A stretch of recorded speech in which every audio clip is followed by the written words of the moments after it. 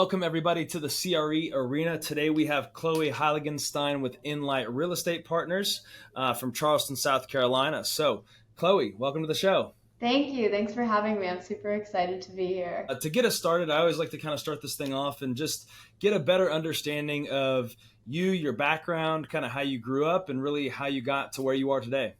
Yeah, absolutely. So I'm originally from Madison, Wisconsin, born and raised, little Midwesterner.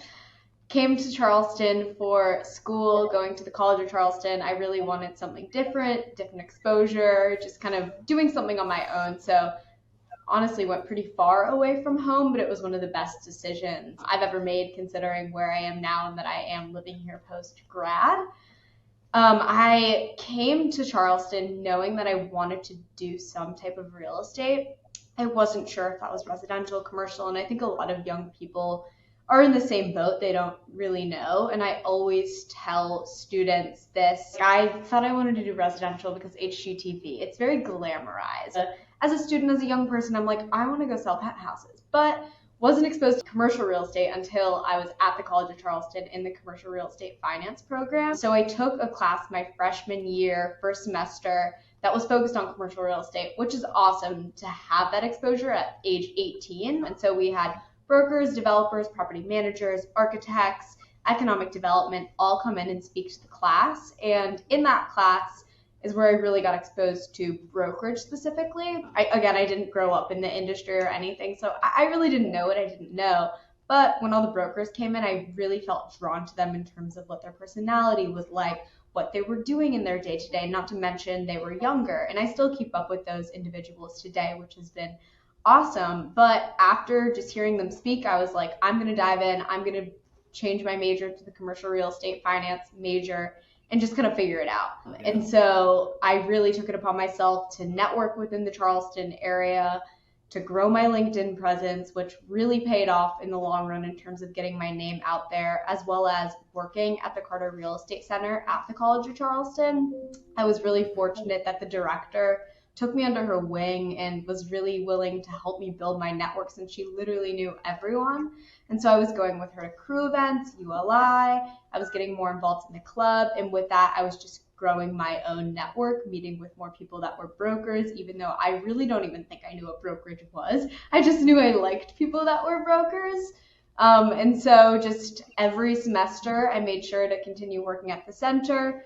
I made sure to get internships, unpaid, then working my way to the paid ones as I got older. But through that process, I was able to go through and do process of elimination in terms of like what I wanted to do within commercial real estate. That's a whole nother rabbit hole to go down, is what asset class, what type of firm, do you want to work on a team? So many different questions. And so I was able to go through that, cross residential off the list after having some exposure to that, cross marketing off the list in terms of making flyers and signs and all that stuff. And then had another internship where I was doing retail, was able to cross that off the list. And so exposure was really good in terms of finding what I like. And then my junior year, I got a scholarship from SIOR that supports women going into commercial real estate. It's called the Mildred C. Hansen Scholarship.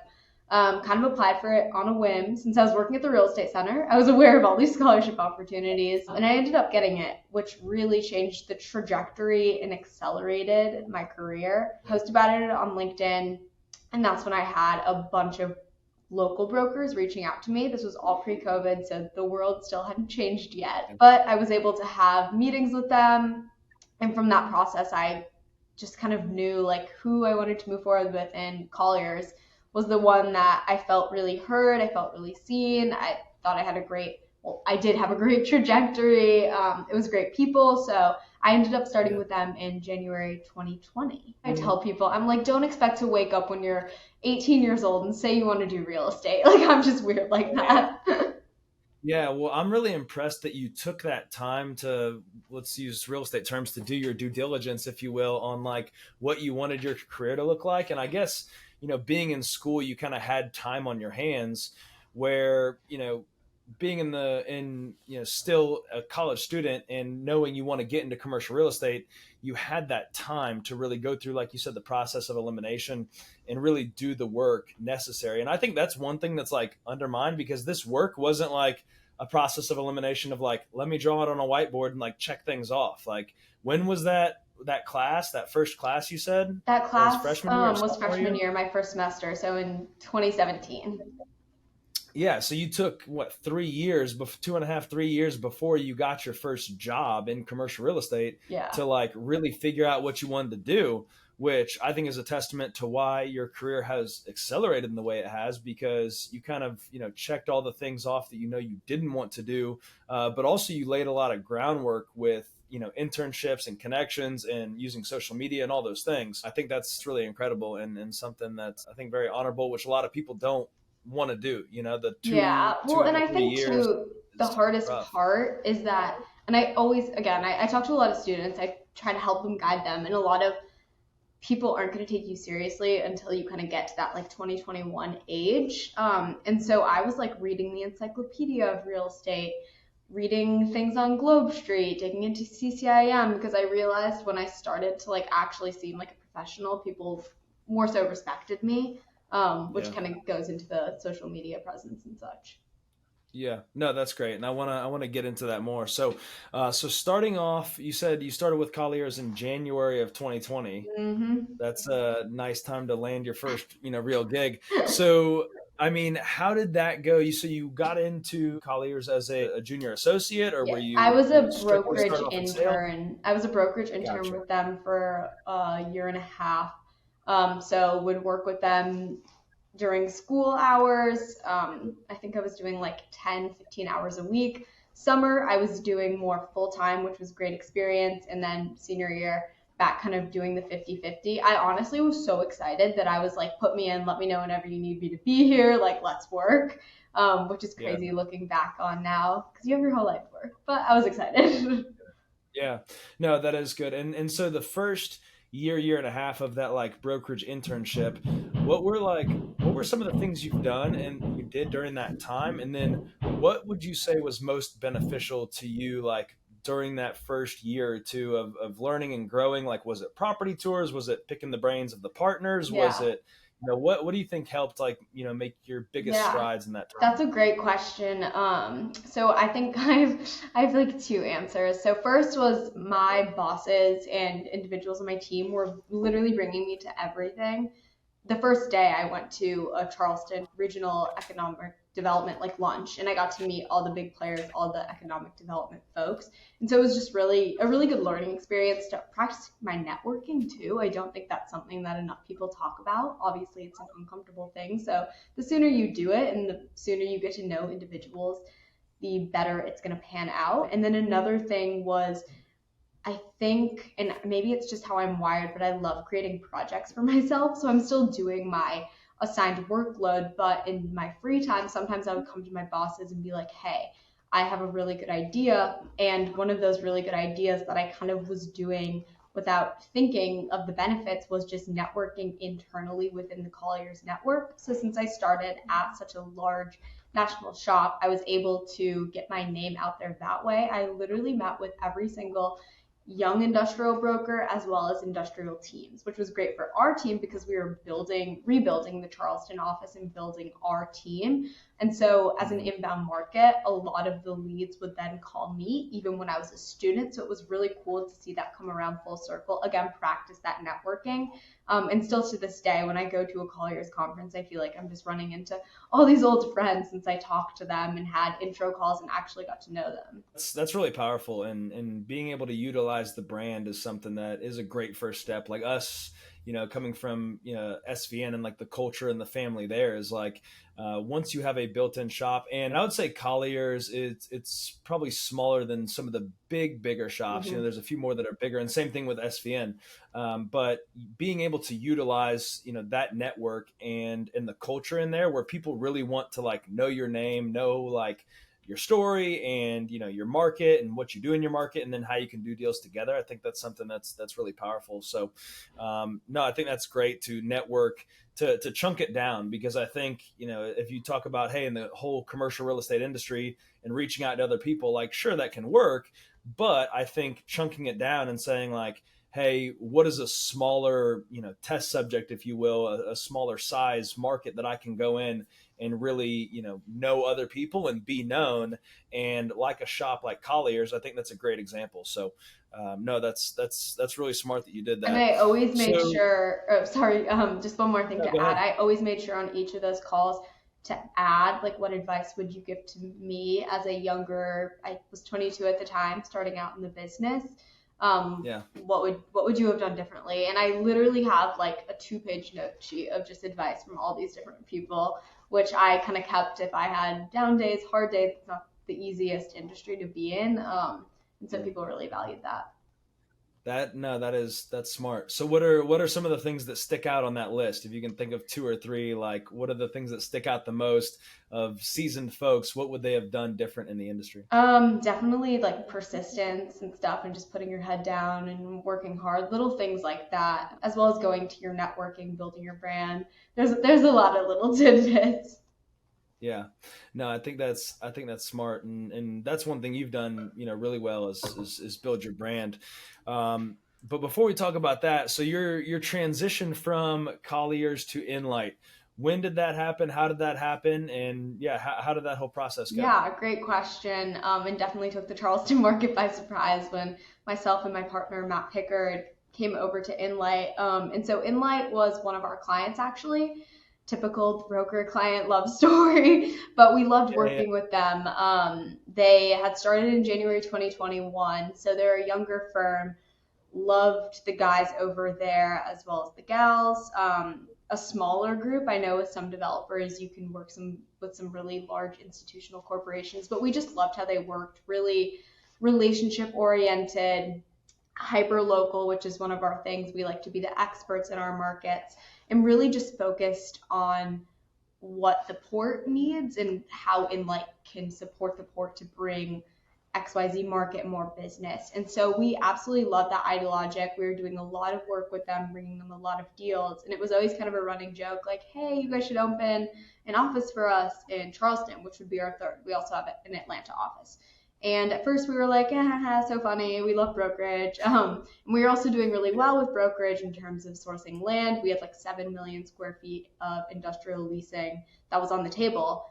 And so essentially it just got to a point where there was words on paper, and they actually were going to present Matt the opportunity. Matt has been my mentor, leader forever, and really vouched for me to come with him to open the office. And so after some thinking, I was like, you jump, I jump. I'd never thought of development. Even as I say my answers in the first question, it just was never something I was exposed to. And so getting the opportunity was really cool to learn a whole new side of the business. For Matt, he was working in brokerage to get into development, so it was a logical step for him. And for me, yeah. I love the team. I think it's really important to work with people that you like to work with, people that are willing to listen to you. And I definitely felt heard at Inlight. So we opened the office in October 2022.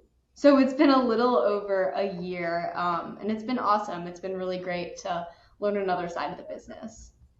Yeah, no, that's fascinating, and making that jump, they can be scary, but they can be necessary. And I think, for growth opportunities, it's cool to see, like, how this one's panning out. So the big difference between brokerage and now business development for Inlight, and I guess for the people that don't know, if you can give a quick, other than development, what else does Inlight do, and what do they focus on as far as a firm goes? And then, follow up question was, what does it look like, the difference between, brokerage and then your role as a business development manager for Inlight? Yeah, so Inlight is a full service commercial real estate development and investment firm. We're focused on Southeast and Sunbelt regions, really focused on the port story. We do solely industrial real estate, whether that's ground up development, value add acquisition, sale leaseback, built to suits. I mean, being at a smaller firm, the skies are the limit, but anything industrial, we absolutely love. So the Charleston office specifically kind of covers Charleston, Greenville, Spartanburg, Savannah, North Carolina. I say that because, again, I said hyper local. We like to be local experts in all of our markets, knowing all the players, all the brokers, and really be able to be within a 4 hour drive of all of those markets. Our Atlanta office covers only Atlanta, and then our Ponte Vedra office, where our headquarters is just north of Jacksonville, covers Norfolk, Florida, over to Phoenix. So I guess that's a little more than the 4 hour drive, but they do have a bigger acquisitions team down there. We Yeah. do operate as a merchant developer, which means we're not going to be holding longer than 3 to 5 years, which makes it fun. It makes it fun thinking creatively, being strategic, thinking of how to execute our business plan as quick as possible, finding the right partners to do so. So we love it. We Yeah. love development. We love industrial. That's a big differentiator for us. Yeah, no, that's great. And then I've been impressed with doing my research on your firm. It seems like you guys have a really strong team and have made a splash, like in the markets that you're in for sure. And the port component is very Mm-hmm. fascinating to me as well. But for you, for going from brokerage, what's the day to day look like? And I mean, because brokerage, it's a lot of business development Yeah, on the brokerage absolutely. side. So what does that look like? What's the difference between your role back then and your role now with Enlight? Yeah, so I started brokerage intern, brokerage associate, and as a broker, I mean, you know the game. You're making cold calls, you're canvassing, you're doing tours. Depends if you're doing a lot more tenant rep or landlord work. Tenant side, you're working with tenants, surveying the market, putting those together, as well as the business development aspect. And then the landlord side, you're doing a lot of reporting, finding comps, tours, biweekly calls with your clients. So I mean, that's one of the things I personally liked about brokerage is that you're running in a million different directions. You're actually stepping foot in a lot of the assets, but I mean, you know the game. The day to day is never the same. And then once I started with Inlight, I was an analyst. And so as an analyst, I was focusing on underwriting potential deals. I was putting together OMs. I was doing a little bit of business development because I'm very extroverted and need my fair share of business development. But the analyst role was a lot more streamlined. I was behind the computer a lot more. I was in Excel. I was helping with reporting, finding comps. And then in addition to that, they brought me on to help with branding. I refused to call it marketing because, as I said, I did not like marketing at my first internship.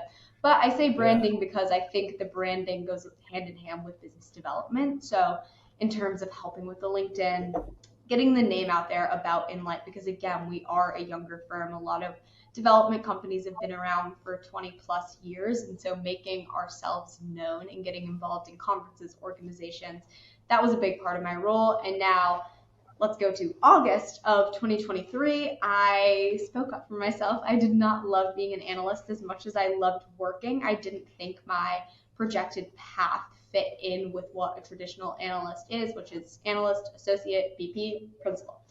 And I just didn't see myself in that role. Again, I love people, I love relationship building, which is something I loved about brokerage. And so Yeah. I had a really honest conversation with them, and they were able to put this role on the table, which is business development manager. And so that still goes hand in hand with the branding aspect. I manage our firm's LinkedIn. I think of growth strategies. I work with another gal in the office in terms of putting graphics together. Like I said, we're doing a podcast now. So little things like that to get our name out there from a social perspective and cast that net wider. And then in addition, I do a lot of business development, essentially. I mean, that's my role. So I reach out to tenants, I reach out to investors, lenders, existing tenants in our portfolios, and tenant rep brokers. So I kind of have 5 buckets to hit on. I would say each week is different depending on who I'm calling on, trying to create relationships with more so, but just ingraining ourselves in a lot of those networks. And so I try to get to a conference at least once a month. FaceTime, is so important in terms of getting your Yeah. name out there. So conferences, cold calls, all the good stuff. So I really do enjoy it. It's very similar to brokerage, just sitting in a different seat. Yeah, no, that makes sense, and that's what I figured. And a lot of the a lot of the relationships. I mean, the best investment development firms, they know that the brokers control the deals, and those relationships with brokers It's something that I've seen big in every business development associate manager's role with investment firms, development companies, etc. So, okay, well, one of the places and where I found you was on social media. So, and we've talked about it, hinted about it a few times already. So, your way into social media. I know you said you started off being in college and just kind of beginning to grow your brand and your presence there. Mhm. So, talk to me about overall social media marketing in commercial real estate. It's something that I don't want to say is newer, but like you said, there's some firms that have been around for 25 years, and the only people who knows who they are some of the tenants and maybe some of the property owners or economic development people. But now social media is becoming much more popular, and especially in the world of commercial real estate. I think we're a little bit slower to Oh, adopt, maybe absolutely. maybe with some of the demographic that's been in the business. Not knocking the more wise folks in our industry, but so for you in social media and commercial real estate, what's been your strategy there? What platforms are you most active on? Like, how have you kind of dove deep into the world of social media marketing in the business? Yeah, so I started in college, made my LinkedIn like I think my freshman or sophomore year. I was nannying in the summer, so I had a lot of time to do things like so, whether that was networking calls, reading books, whatever it may be.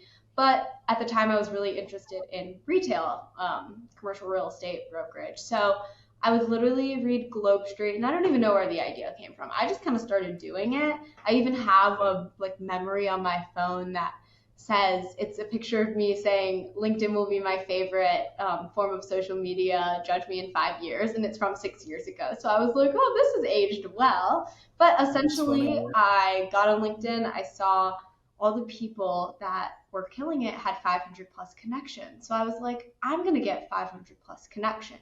That was my goal one summer, and so I connected with every single person in the Charleston commercial real estate market.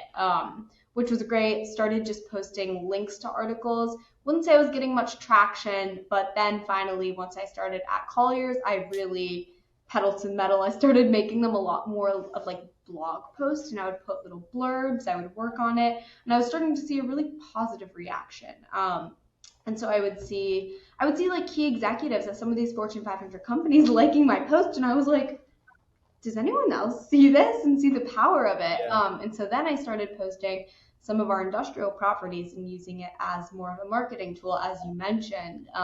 Which again, it was great to go back to some of our landlords and be like, hey, we just got 3,000 views on this post you're building. That's 3,000 more people than you had Yeah. before. And so Yeah. Yeah. I've just been so insistent on growing that network. I connect with everyone I talk to. If I go to a conference, I connect with every single person at that conference, which has been great. And so when I was talking to all the Colliers brokers, I would connect with them. And so I started to learn more and more about the LinkedIn algorithm, which is very interesting in terms of how many hashtags you should use, what's your favorite content. If LinkedIn's playing around with like a story feature, use the story feature. And so it really started to take off probably my junior or senior year, where I was just a lot more consistent with what I was posting. I was kind of becoming an expert on the subject matter of industrial real estate. And then I started seeing more people post articles. So I was like, okay, let's do something else. And that's always been my way of thinking with LinkedIn. So I started to post pictures of cargo ships. I would post pictures of our listings. Add kind of a personable trait to it. And then my old boss at Colliers had the great idea of making videos potentially. And the videos is where I really got my name out there and started getting just so many views. I was like, wow, what? The most views I've ever gotten a post, I was on a plane, and Walmart has a huge DC here that opened, I think, 2 years ago. That's 3 million square feet. We were flying over it. As a typical industrial real estate guru, you snap pictures of the warehouses when you land. Took a picture of Yeah. the facility and posted it on LinkedIn. It got like 25,000 views. I was like, what? And so it's just the That's most crazy. random things in terms of like your frequency as you post. But I love connecting with people, building relationships, and I find it a very helpful tool in terms of doing so.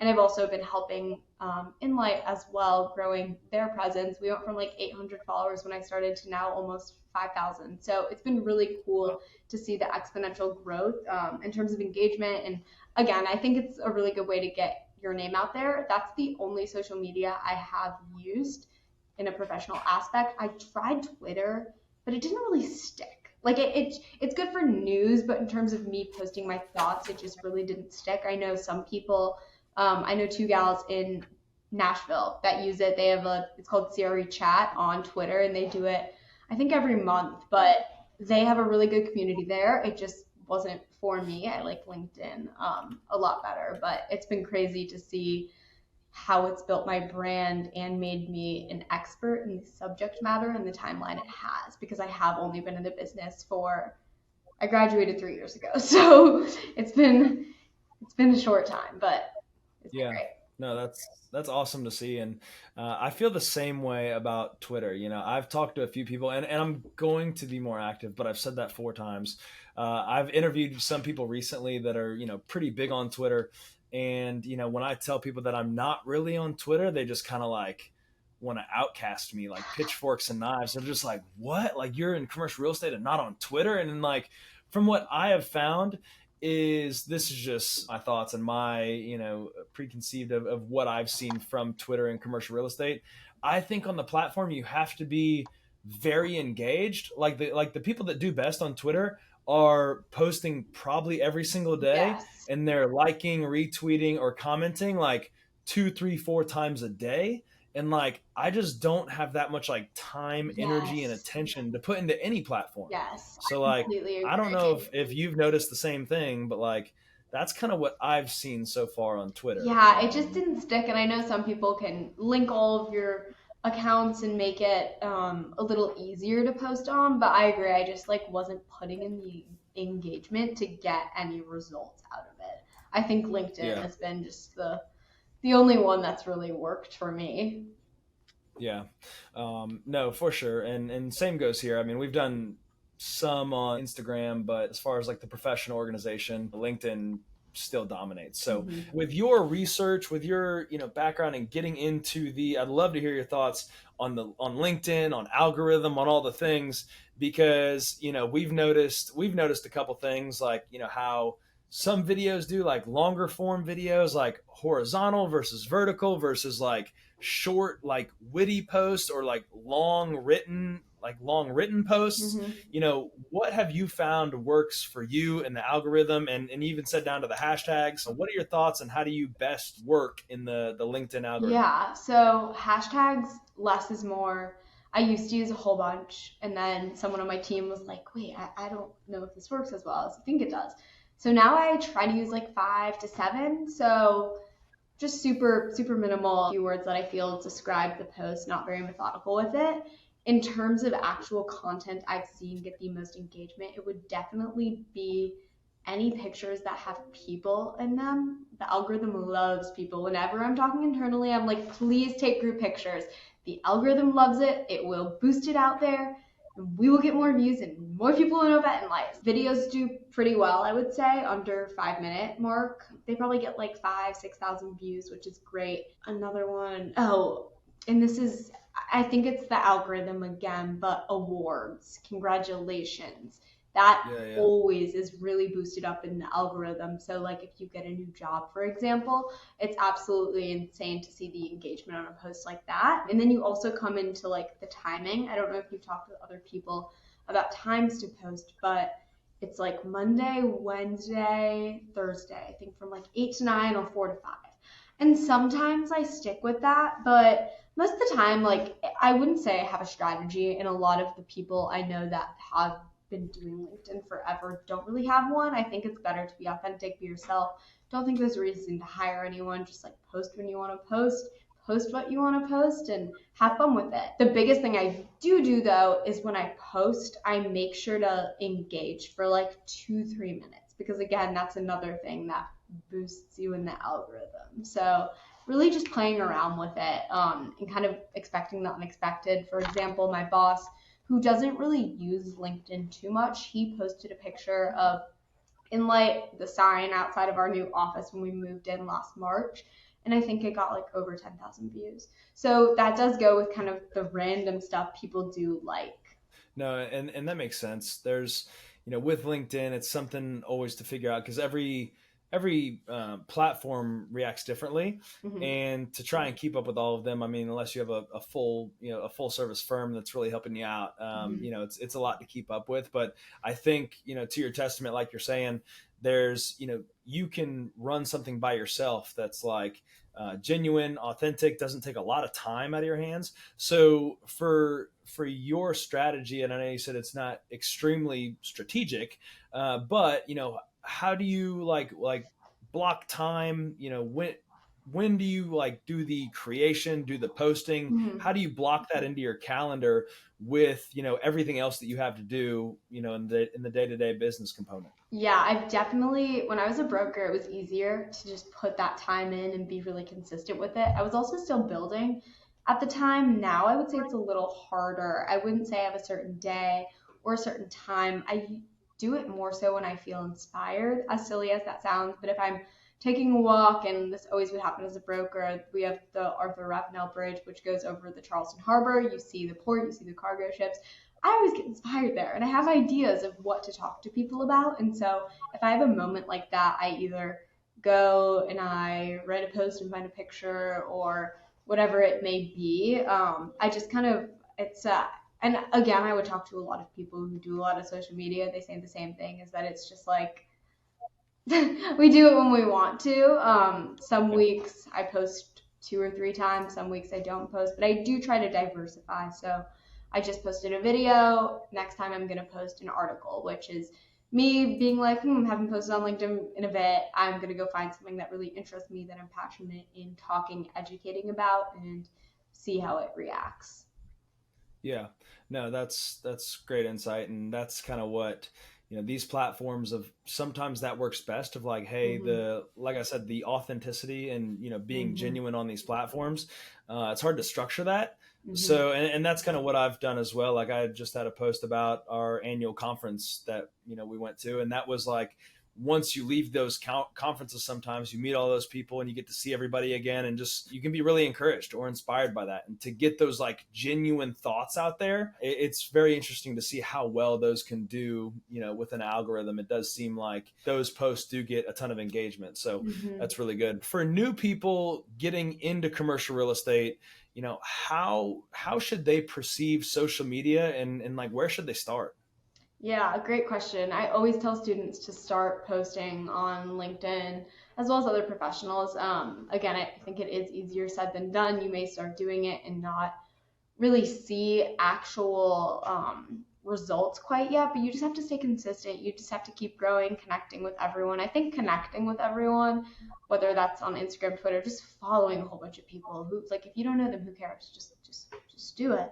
And it will pay Yeah. off if you start to post content that you think is worthwhile. Just putting your own creative spin on it too. So think about something you're really passionate with that you want to be known as the expert on. And so for me, that's ports. People would know me as like the port girl. People see me at conferences and are like the port girl. And it's really worked out because that's something I'm passionate about and love to post.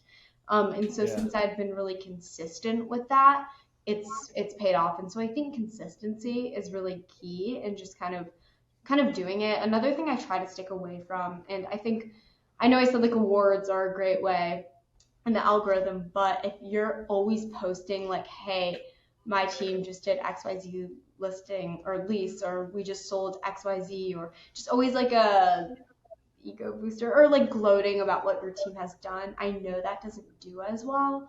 And so it really does go back to the authenticity piece and just being genuine. Like I've posted when I got a puppy, I posted my puppy on there.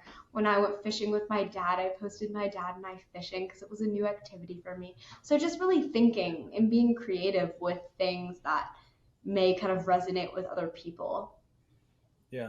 No, I think that's smart. And that's one of the things about commercial real estate and social media that I've seen personally is, what I tell people that are getting into the business is like, don't look for the direct ROI, like Mhm. make a post and expect like listing agreements just to flood your inbox, like people just calling your phone, like, hey, sell my property. Like that's not the game of social Mhm. media. But the way I sum it up, and even like, for you, I think it's a good example because of, I don't say switched careers, but switched roles. It's like what it boils down to in business and just like 101 is the more people that know who you are and what you do, the better. So Mhm. that's one of the things about getting into social media that I think is really important for young people and at each and every stage, because there's different places you can start. And like you said, just like even the starting out post, there was a young kid that I actually had on the podcast, Cleveland. If you haven't seen it, go check it out. We dig deep back into it. And what he did when getting started in the business was like day one in commercial real estate and made like a 1 or 2 minute video. And he did that, I think, up to like day 42. He said he wished he would have kept going with it, but he did it like every single day. And I knew who he was. I had him on the pod, and a bunch of other people knew automatically who he was. So that just kind of goes to show you, like, you don't have to be an expert. You don't have to like be extremely far along in your career to be known, to be liked, It's just like start on somewhere. And there's also a really great organization, the CREI, so Commercial Real Estate Influencers. They started a group Mhm. of almost people that really embrace social media and use it in Yep. their brand. Like you said, it is a newer thing to commercial real estate. So having a group like so that I can go bounce ideas of talk about what I want to post it, or always just supporting one another has really helped as well. And I appreciate that plug. I actually had Ken Ashley on the other day, and he's one of the ones that in commercial real estate, he's in Twitter and he's on Twitter a lot. So, and that's actually where the Mhm. CREI was founded, to my understanding.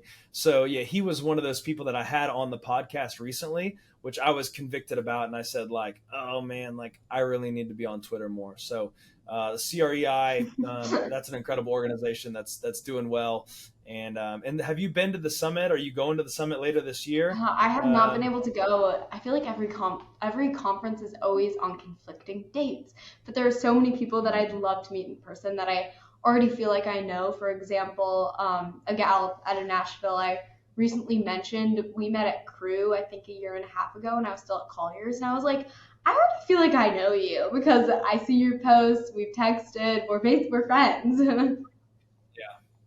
No, I love that. That's incredible, and that's the power of social media. Is you can kind of Mhm. start, some of these relationships and online, and then when you meet in person, it's kind of like you've known each other, you've seen what you're doing, you see the deals that you're working on, and which I think you made a great point about the deals that you're working on, of not saying like, hey, check out this deal, but I think people resonate better with the, probably I would say more the mundane or some of the more inspirational things or the harder times that people have in the commercial real estate business, not so much like the, hey, here's all of our success, look at us type It's like posts. the So vulnerability. There are yeah, some yeah. guys in like California that do a really good job of posting like the hey, I made 250 cold calls today and I got hung up 50 times, like things like that. And I think that's inspiring to the younger generation as well because again, it's a thing that everyone talks about, like the industry, knowing your market, and you don't really know what any of that is until you see someone's like actual day to day. So being vulnerable is great. Yeah. Yeah, no, I love that. That goes back to that, genuine feel. The authenticity Mhm. is so important. So, Chloe, this was a lot of fun. A few things coming up that you said that you have going on. So, Inlight is starting a podcast, or it's already started. If you want to Yes. plug that, like, where is that? Has it already started? And Yeah. where can people find out Yeah, I'll give information it a about little that, about blurb. you? So we're starting the Enlightened podcast, is what it's called. We're going to be Mm, posting it on our LinkedIn page, Enlight Real Estate Partner. So if you're not following, go follow. It's going to be more of like a video podcast, hopefully moving it to audio on Spotify and Apple Music as well. But just to start, it's David and I on the first episode. We cover a wide range of topics as well as kind of add some fun aspects. David Birch is one of our managing principals, so really great to have his engagement and commitment to growth on the podcast. And then moving forward, we're going to do a kind of you're doing and start bringing in guests. So we're going to start with internal guests and then moving to some more external clients, but it's going to be kind of more of a mini series too. So 10-15 minute digestible episodes, but we're really excited to kind of share. David is very, very intelligent, so kind of share some of his tidbits and kind of keep the conversation going. No, that's great. I love that. And when is that launching? Hopefully in the next 2 weeks. It's in the studio being edited with our producer right now, so hopefully Okay. soon. We're really excited. So yeah, this will launch in the next like 2 to 3 weeks. So Great. hopefully at that time it'll be live and people can find that on LinkedIn. And then where can people connect with you on LinkedIn? Anywhere Yeah, else? LinkedIn is the best way. Obviously, email chloe.heiligenstein@inlightre.com. Love talking to people, love networking. And then LinkedIn, Yeah. Chloe Heiligenstein is just my LinkedIn handle. I'm sure if you just look up Chloe H, something will show up Yeah. as I Yeah. have such a hard last name, but love to Yeah. connect and appreciate this. Yeah, absolutely. No, same here. And for everybody, thank you so much for tuning in. Please like and subscribe and share the pod and drop a comment below. Let us know what you want to hear next time. But until then, we'll see y'all later.